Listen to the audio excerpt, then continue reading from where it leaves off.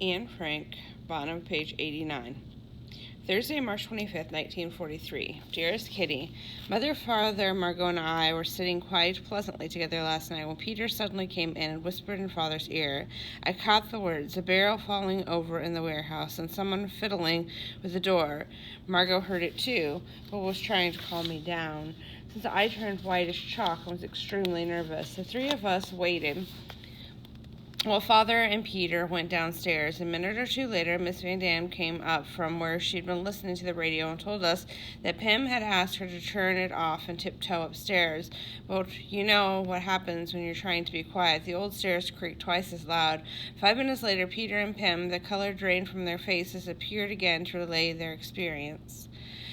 They had positioned themselves under the staircase and waited. Nothing happened. Then all of a sudden they heard a couple of bangs, as if 2 doors had been slammed shut inside the house. Pym bounded up the stairs while Peter went to warn Dussel, who finally presented himself upstairs, though not without kicking up a fuss and making a lot of noise. Then we all tiptoed in our stocking feet to the Van Dams on the next floor. Mr. Van D had a bad cold and had already gone to bed, so we gathered around his bedside and discussed our suspicions in a whisper. Every time Mr. Van D coughed loudly, Miss Van D and I nearly had a nervous fit. He kept coughing until someone came up with the bright idea of giving him codeine. His cough subsided immediately. Once again we waited and waited, but heard nothing. Finally we came to the conclusion that the burglars had taken to the heels when they heard footsteps in an otherwise quiet building.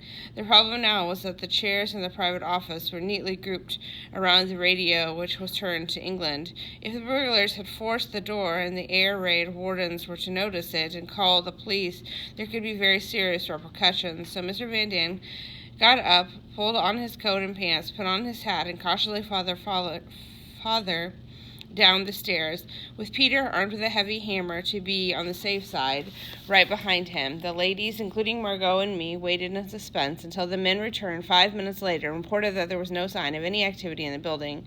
We agreed not to run any water or flush the toilet, but since everyone's stomach was churning from all the tension, you can imagine the stench after we'd each had a turn in the bathroom.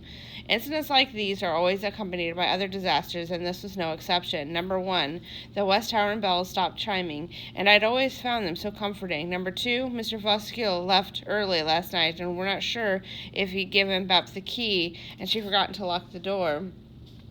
But that was of little importance now. The night had just begun, and we still weren't sure what to expect.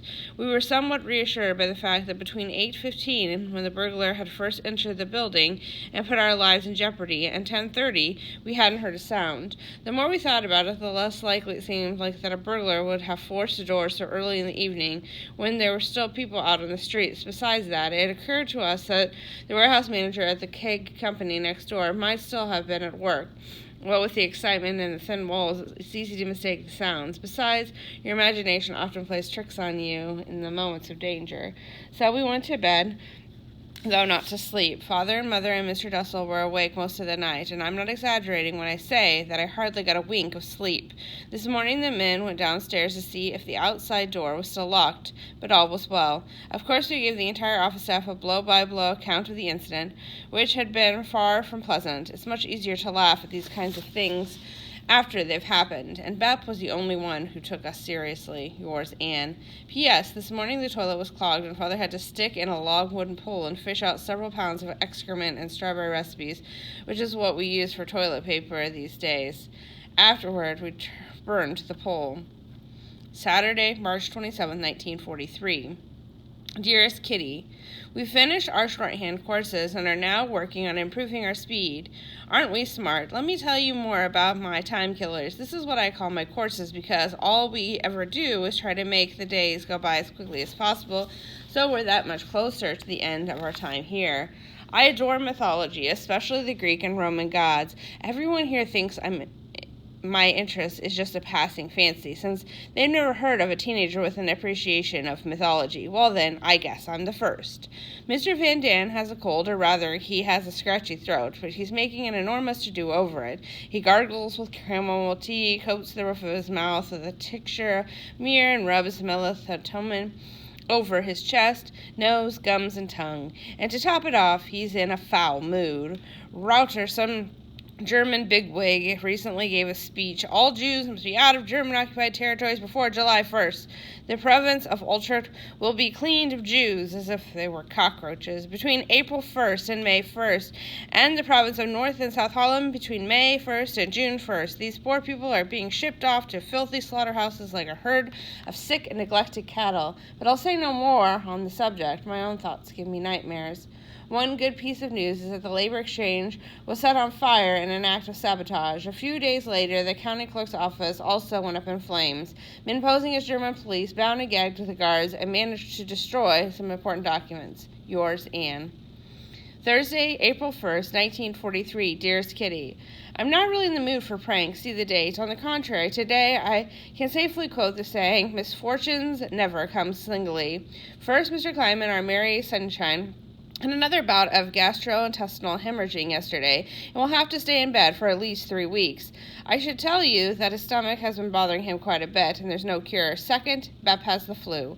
Third, Mr. Vutchel has to go to the hospital next week. He probably has an ulcer and will have to undergo surgery.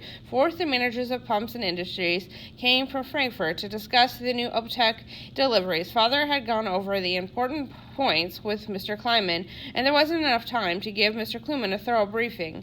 The gentleman arrived from Frankfurt, and Father was already shaking at the thought of how the talks would go. If only I could be there. If only I were downstairs, he exclaimed. Go lie down with your ear to the floor. They'll be brought to the private office, and you'll be able to hear everything. Father's face cleared, and yesterday morning at 10:30, Margot and Pam, 2 ears are better than one, took up their posts on the floor. By noon, the talks weren't finished, but Father was in no shape to continue the listening campaign. He was in agony from having to lie for hours in such an unusual and uncomfortable position. At 2:30, we heard voices in the hall, and I took his place. Margot kept me company. The conversation was so long-winded and boring that I suddenly fell asleep on the cold, hard linoleum. Margot didn't dare touch me for fear they'd hear us, and of course, she couldn't shout. I slept for a good half hour and then awoke with a start, having forgotten every word of the important discussion. Luckily, Margot had paid more attention. Yours, Anne. Friday, April 2nd, 1943. Dearest Kitty, oh my, another item has been added to my list of sins. Last night, I was lying in bed, waiting for Father to tuck me in and say my prayers with me, when Mother came into the room, sat on my bed, and asked me very gently, Aunt Daddy isn't ready. How about if I listen to your prayers tonight? No, Momsy, I replied. Mother got up, stood beside my bed for a moment, and then slowly walked toward the door. Suddenly she turned, her face contorted with pain, and said, I don't want to be angry with you. I can't make you love me. A few tears slid down her cheeks as she went out the door. I lay still, thinking how mean it was of me to reject her so cruelly, but I also knew that I was incapable of answering her any other way. I can't be a hypocrite and pray with her when I don't feel like it. It just doesn't work that way. I felt sorry for Mother, very, very sorry, because for the first time in my life I noticed she wasn't indifferent to my coldness. I saw the sorrow in her face when she talked about not being able to make her love me. It's hard to tell the truth, and yet the truth is what she's the one who's rejected me. She's the one whose tactless comments and cruel jokes about matters I don't think are funny have made me insensitive to any sign of love on her part. Just as my heart sinks every time I hear her harsh words, that's how her heart sank when she realized there was no more love between us. She cried half the night and didn't get any sleep. Father has avoided looking at me, and if his eyes do happen to cross mine, I can read his unspoken words. How can you be so unkind? How dare you make your mother so sad? Everyone expects me to apologize, but this is not something I can apologize for, because I told the truth, and sooner or later Mother was bound to find out anyway. I seem to be indifferent to Mother's tears and Father's glances, and I am, because both of them are now feeling what I've always felt. I can only feel sorry for Mother, who will have to figure out what her attitude should be all by herself. For my part, I will continue to remain silent and aloof, and I don't intend to shrink from the truth, because the longer it's postponed, the harder it will be for me to accept it when they do hear it. Yours, Anne. Tuesday, April 27, 1943. Dearest Kitty, the house is still trembling from the after effects of the quarrels. Everyone is mad at everyone else. Mother and I, Mr. Van Daan and Father, Mother, and Miss Van D. Terrific atmosphere, don't you think? Once again, Anne's usual list of shortcomings has been extensively aired. Our German visitors were back last Saturday. They stayed until 6. We all sat upstairs, not daring to move an inch. If there's no one else working in the building or in the neighborhood, you can hear every single step in the private office. I've got to answer my pants advanced again from having to sit so still so long.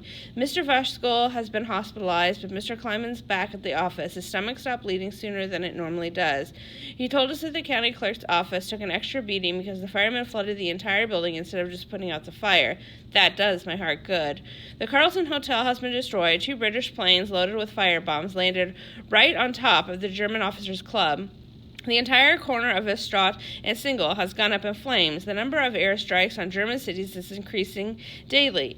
We haven't had a good night's rest in ages, and I have bags under my eyes from lack of sleep. Our food is terrible. Breakfast consists of plain, unbuttered bread and ersatz coffee. For the last 2 weeks, lunch has been either spinach or cooked lettuce with huge potatoes that have a rotten Swedish taste. If you're trying to diet, the annex is a place to be. Upstairs, they complain bitterly, but we don't think it's such a tragedy. All the Dutch men who either fought or were mobilized in 1940 have been called up to work in prisoner of war camps. I bet they're taking this precaution because of the invasion. Yours, Anne. Saturday, May 1st, 1943. Dearest Kitty, yesterday was Dussel's birthday. At first he acted as if he didn't want to celebrate it, but when Miep arrived with a large shopping bag overflowing with gifts, he was excited as a little kid. His darling Lochi has sent him eggs, butter, cookies, lemonade, bread, cognac, spice cake, flowers, oranges, chocolate, books, and writing paper. He piled his presents on a table and displayed them for no fewer than 3 days, the silly old goat. You mustn't get the idea that he's starving. We found bread, cheese, jam, and eggs in his cupboard. It's absolutely disgraceful that Dussel, whom we treated with such kindness and whom we took in to save from destruction, should stuff himself behind our backs and not give us anything. After all, we've shared all we had with him. But what's worse, in our opinion, is that he's so stingy with respect to Mr. Kleiman, Mr. Voskuhl, and Bep. He doesn't give them a thing. In Dussel's view, the oranges that Kleiman so badly needs for his sick stomach will benefit his own stomach even more. Tonight the guns have been banging away so much that I've already had to gather up my belongings 4 times. Today, I packed a suitcase with the stuff I'd need in case we had to flee, but as Mother correctly noted, where would you go? All of Holland is being punished for the workers' strikes. Martial law has been declared. Everyone is going to get 1 less butter coupon. What naughty children. I washed Mother's hair this evening, which is no easy task these days. We have to use a very sticky liquid cleanser because there's no more shampoo. Besides that, Mom has had a hard time combing her hair because the family comb has only 10 teeth left. Yours, Anne. Sunday, May 2nd, 1943. When I think about our lives here, I usually come to the conclusion that we live in a paradise compared to the Jews who aren't in hiding. All the same, later on, when everything has returned to normal, I'll probably wonder how we, who always lived in such comfortable circumstances, could have sunk so low, with respect to manners, I mean. For example, the same oilcloth has covered the dining table ever since we've been here. After so much use, it's hardly what you'd call spotless. I do my best to clean it, but since this dishcloth was also purchased before we went into hiding, consists of more holes than cloth, it's a thankless task. The Van Dans have been sleeping all winter long on the same flannel sheet, which can't be washed because detergent is rationed and in short supply. Besides, it's of such poor quality and is practically useless. Father is walking around in frayed trousers, and his tie is also showing signs of wear and tear. Mama's corset snapped today and is beyond repair, while Margot is wearing a bra that's 2 sizes too small. Mother and Margaret have shared the same 3 undershirts the entire winter, and mine are so small they don't even cover my stomach. These are all things that can be overcome, but I sometimes wonder, how can we, whose every possession, from my underpants to Father's shaving brush, is so old and worn, ever hope to regain the position we had before the war? Sunday, May 2nd, 1942. The attitude of the Annex residents towards the war. Mr. Van Daan is in the opinion of us all. This reverend gentleman has great insight into politics. Nevertheless, he predicts we'll have to stay here until the end of 1943. That's a very long time, and yet it's possible to hold out until then. But who can assure us that this war, which has caused nothing but pain and sorrow, will be over, and that nothing will have happened to us and our helpers long before that time? No one.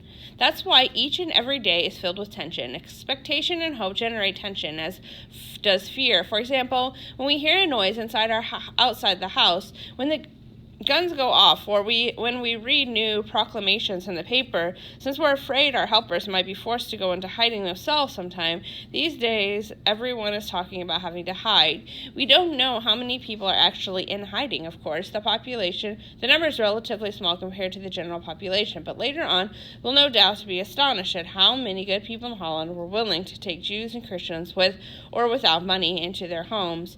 There are also an unbelievable number of people with false identity papers. Mr. Van Daan, when his beautiful damsel, by her own account, heard that it was getting easier these days to obtain false IDs, she immediately proposed that we each have one made, as if there were nothing to it, as if Father and Mr. Van Daan were made of money. Miss Van Daan is always saying the most ridiculous things, and her putty is often exasperated. But that's not surprising, because one day Curly announces, "When this is all over, I'm going to have myself baptized, and the next. As long as I can remember, I've wanted to go to Jerusalem. I only feel home with other Jews." Pym is being optimistic, but he always has his reasons. Mr. Dussel makes up everything as he goes along, and anyone wishing to contradict His Majesty has better think twice. In Albert Dussel's home, his word is law, but that doesn't suit Dan Frank in the least. What the other members of the Annex family think about the war doesn't matter. When it comes to politics, these four are the only ones who count. Actually, only two of them do, but Madame Van Daan and Dussel include themselves as well. Tuesday, May 18th, 1943. Dearest Kit, I recently witnessed a fierce dogfight between German and English pilots. Unfortunately, a couple of Allied airmen had to jump out of their burning plane. Our milkman, who lives in Houphouet, saw 4 Canadians sitting along the side of the road, and one of them spoke fluent Dutch. He asked the milkman if he had a light for his cigarette, and then told him the crew had consisted of 6 men. The pilot had been burned to death, and the 5th crew member had hidden himself somewhere. The German security police came to pick up the 4 remaining men, none of whom were injured, after parachuting out of a flame plane. How can anyone have such presence of mind? Although it's undeniably hot, we have a light a fire every other day to burn our vegetable peelings and garbage. We can't throw anything into the trash cans because the warehouse employees might see it. One small act of carelessness and we're done for. All college students are being asked to sign an official statement to the effect that they sympathize with the Germans and approve of the new order. 80% have decided to obey the dictates of their conscience, but the penalty will be severe. Any student refusing to sign will be sent to German labor camps. What's to become of the youth of our country if they all got to do hard labor in Germany? Last night, the guns were making so much noise that Mother shut the window. I was in Pym's bed. Suddenly, right above our heads, we heard Miss Van Daan leap up as if she'd been bitten by Moochie. This was followed by a loud boom, which sounded as if a firebomb had landed beside my bed. "Lights! Lights!" I screamed. Pym switched on the lamp. I expected the room to burst into flames any minute. Nothing happened. We all rushed upstairs to see what was going on. Mr. and Miss Van Daan had seen a red glow through the open window, and he thought there was a fire nearby. Well, she was certain our house was ablaze. Miss Van Daan was already standing beside her bed with her knees knocking when the boom came. Dussel stayed upstairs to smoke a cigarette, and we crawled back into bed. Less than 15 minutes later, the shooting started again. Miss Van Daan sprung out of bed and went downstairs to Dussel's room to seek the comfort she was unable to find with her spouse. Dussel welcomed her with the words, "Come into my bed, my child." We burst into peals of laughter, and the roar of the guns bothered us no more. Our fears had all been swept away. Yours, Anne.